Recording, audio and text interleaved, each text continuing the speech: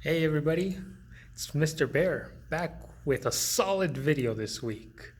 Today we're talking about geology, so let's get cracking. Hey guys, Mrs. Hedgehog here, as always. Today we're going to be talking about Earth. Yay, Earth. We all love it. We all like to live on it. Some of us don't want to be here. I get it. I understand. It's really rough right now. But beside the point, we're going to be talking about rocks more specifically. And just like we like to do with recycling and everything like that, we're trying to keep our planet safe and keep it nice and clean, as well as the Earth likes to do that on its own. I'm sure you guys have heard like the circle of life, Lion King thing, and where it's like animals and plants, and this is kind of how it does it. But did you know that the Earth does the same thing with rocks? The rocks are recycled just as much as anything else on Earth, and they try to make as much purpose as they can. Rocks help us with a lot of things. We even eat rocks like salt. So rocks come in really big handy. In our next area, I'm going to show you guys a map of kind of how our rocks recycle themselves, as well as talk about the three major types of rocks. So, let's get started. Ooh, before we start, um, why were the diamonds so cheap?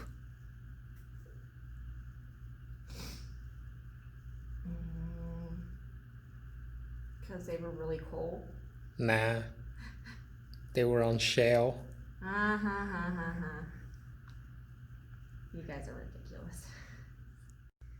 All right, you guys. So this is what I was talking about with the rock cycle.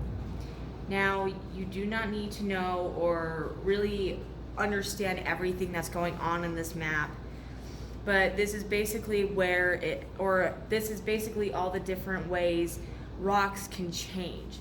So if it's a little overwhelming or confusing, don't worry about it. This is kind of I do believe this is a high school level map. I'm not so sure though.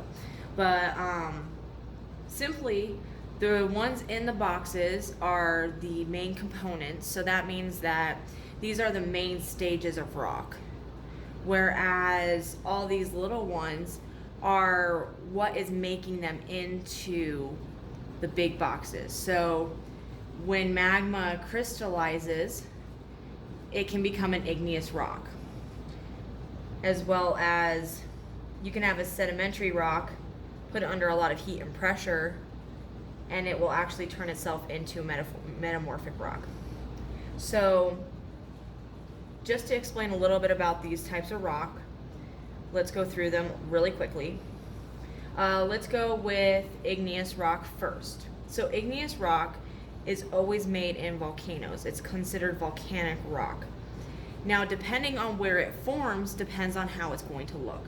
So as you can see, I have 4 examples here.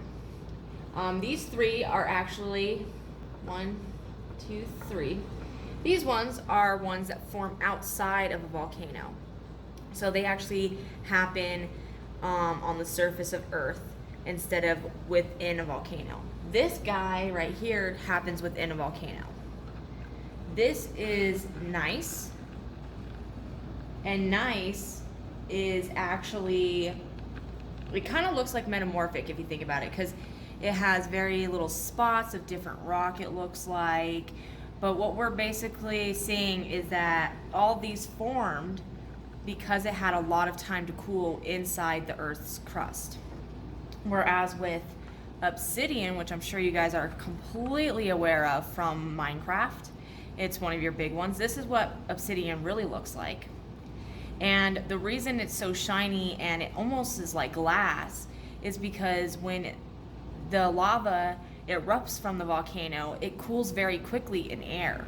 And that means that you'll get these really, really nice smooth surfaces. Or it can go the opposite way with pumice, which is what this is. And why it has a lot of holes in it and everything like that is because it forms outside of the Earth as well, and it cools down very quickly, and it gets gas bubbles trapped in there, or air. And so when the air escapes from the rock, it leaves these divots, as well as like this guy, where you can see where the gas bubbles happen because there are holes, and it kind of looks like cheese. So you can see that. So these all happen outside of the volcano very, very quickly compared to this guy over here, who forms very, very slowly. And that's why it looks like this. Now with metamorphic rock, the difference between metamorphic and igneous rock is basically just where they form. One forms in volcanoes, one doesn't. Now, you have a couple of different versions here of metamorphic rock.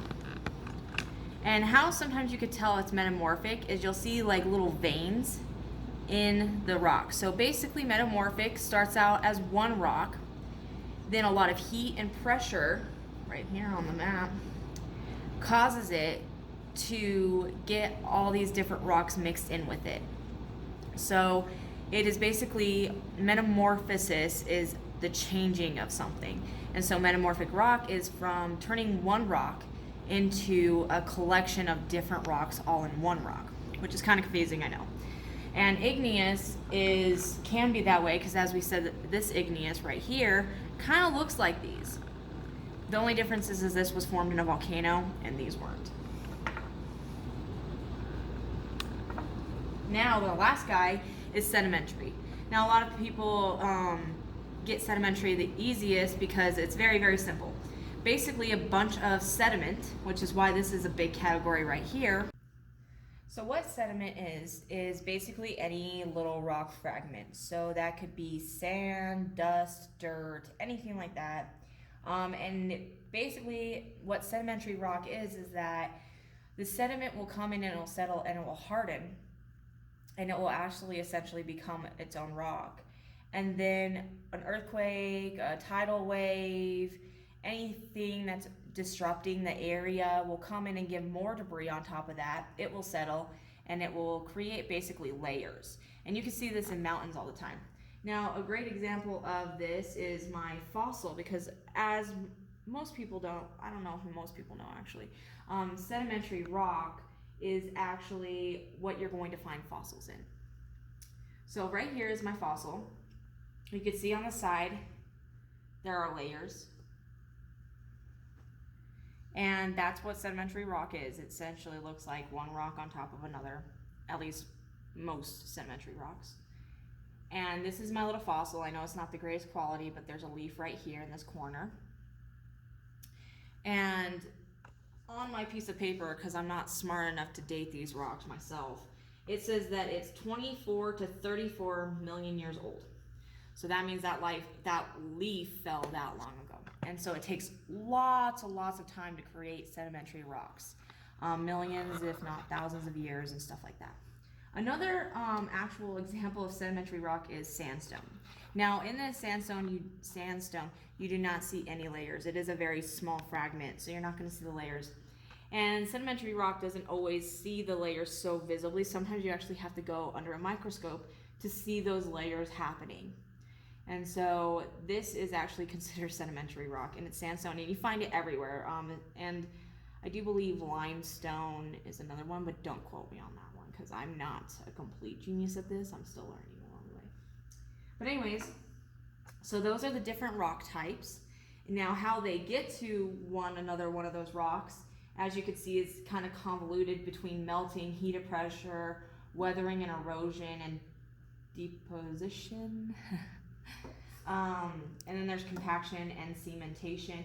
And you don't need to know what all those words are or anything like that. It's just letting you know that this is how this rock, see sedimentary rock, with weathering and erosion, which means a bunch of weather comes in and knocks the rock apart after thousands of years. Again, this takes thousands of years, if not millions.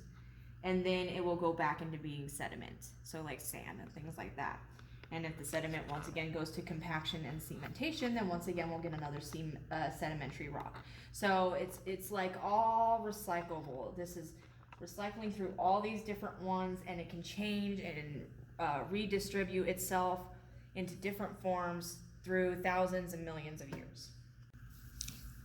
Hey, you ready? So, this is my prized rock collection. Your prized rock collection? Hey. Liar. They were in the carport, abandoned, and I picked them up. I brought them. Yeah, whatever. Okay. Anyway. So, let's get started with some of these rocks. Like some things that you guys will probably already know. How about our nice one? Copper. Copper is what we made a lot of our pennies out of. They don't make them out of copper as much anymore, but this is what it looks like. It's a nice chunk. It's pretty too. I like it. So that's just your normal rock. I forget what kind of rock it is. I'm not going to go through the kind of rocks. I'm just going to show you guys some examples here. This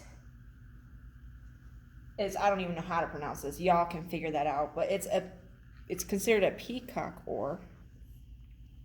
I really like it because it has like these nice little purple sparks in there.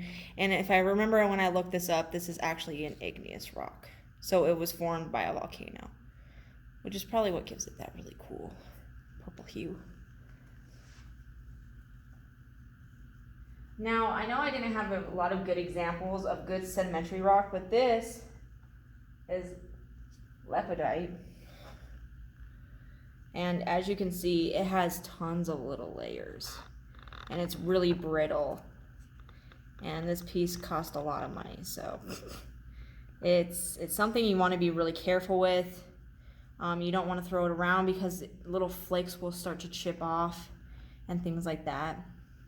And if I actually remember correct, even though this looks like sedimentary rock, I do believe it's not.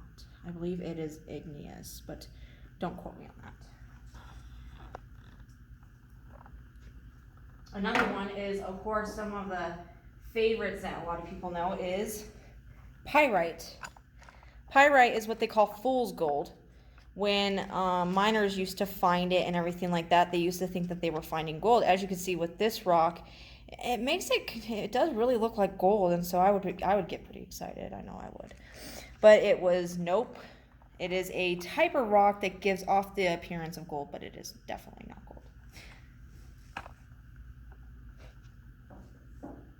Now, I do have some more obsidian options because I know Minecrafters love this. This is actually what they consider a snowball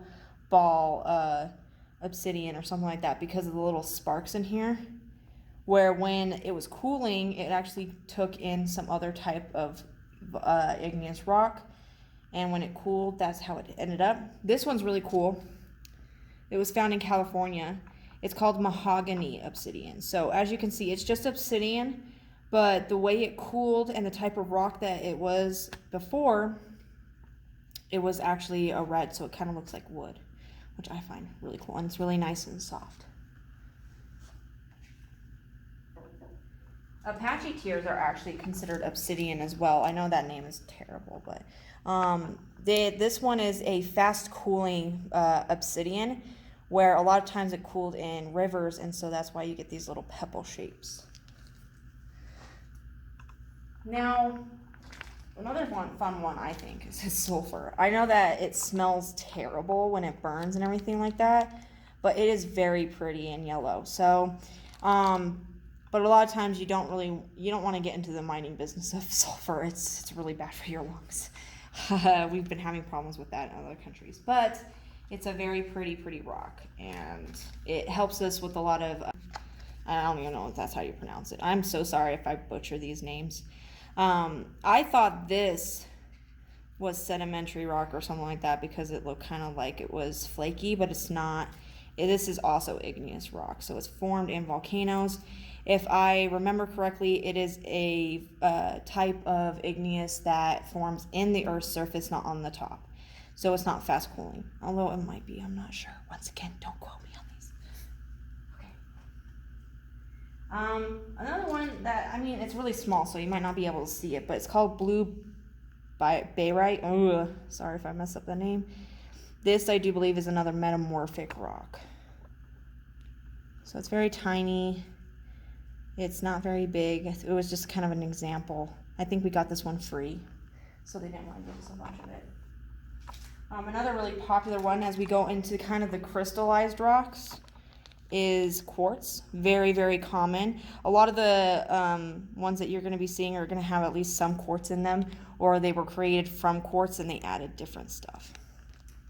So let's go into the fun stuff, shall we? Let's go into the fun crystal stuff. So most crystallization things are going to be igneous rock, or they're going to be sedimentary.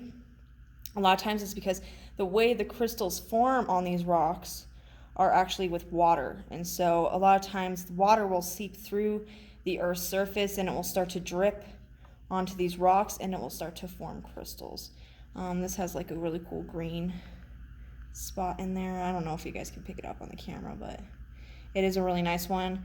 And they found this one in Puna. Ooh, I'm so sorry if I mispronounced that. Ooh, I should really not pronounce things online, you guys. But it's from India. I know that much. It's from India. See, you're India. If someone is a rock expert and they want to butcher me on these names, go right. So this was found in Illinois. So right here in the US of A. Fluorite is very, very popular. It does tend to turn out to be purple, but fluorite can be in numerous colors. Another idea of fluorite is this guy right here. It's very, very tiny. I actually thought this was amber before I had to Google it, because amber it doesn't crystallize with the white right there. It just has this kind of thing going on for amber, and amber is super pricey, so that's why I was keeping this. But no, it's just fluorite. It's just an amber fluorite color. All right. Then you have your more like intrinsic, or I just messed that word up. All right, you guys. So here is another one. This one I actually believe was a rare occurrence because it's considered metamorphic, but it's crystallized or whatever. I'm not really sure. Like I said through this whole thing, just don't quote me on any of the major specifics of what kind of rocks and stuff. Some stories I do know, but I'll let you know.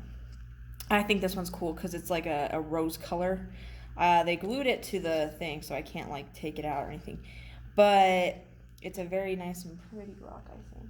Sometimes you just like rocks because they're pretty. There's no other purpose. Like this little guy over here, it's kind of fuzzy. I don't know if you can see it, but I don't want to open it because... Unbox. All right.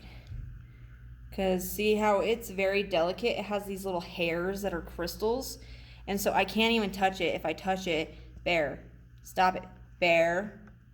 You can't have it. Okay. So you don't want bears touching it. You don't want to touch it. It's very, very, very delicate. So that stays in the case. Another one I find really pretty is this Dolomite. It comes in different forms. As you can see, there's this one that's not as good. And then there's this one that I spent a pretty good penny on because it was pretty and I wanted it. $15. Was it? Oh, wow. My bad. It was the other one then. It was the shell or whatever. My Game Boy's more expensive. Well, when you add a rock, like when you put a rock for $15, I mean, come on. You have to admit. There are rocks that go for millions of dollars, but you know. Yeah, we saw some of those. We're not going to, spend that kind of money. I don't have that kind of money. See, but this is pretty. That looks like shaved coconut. It does, and I like that it's not just pink, but it has these bluish hues to it, so it's like this really, really pretty color. I like it a lot. You just got to be careful with it. And then our other ones are like this kyanite. It's a blue kyanite. I hope I spelled that right. That sounded that right, but here it is. It's really pretty. It's all like crystallized. It's very delicate. You can really easily knock stuff off of it. So this one kind of has to stay bundled up.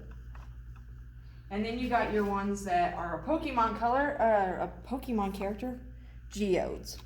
Geodes are formed by igneous rock usually, or sedimentary. There's different kinds, but usually they're igneous or sedimentary.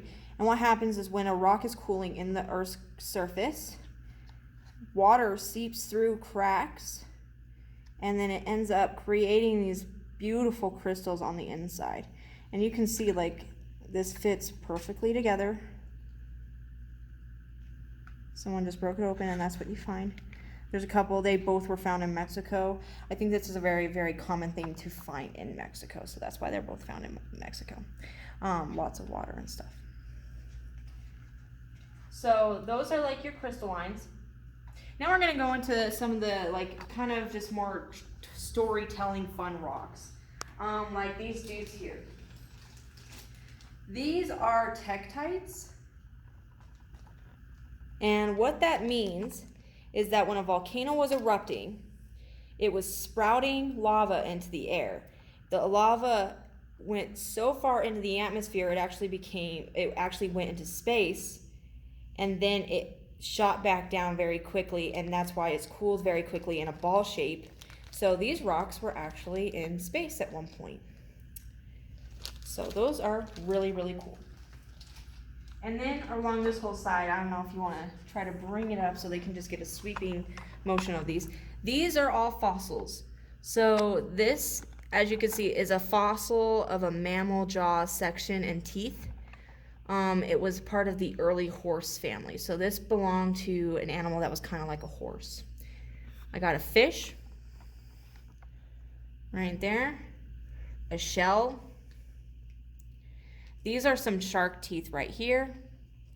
And then your old-fashioned Trolobite, which is a type of animal that existed in the sea a long, long, long time ago. And you can find them pretty quickly.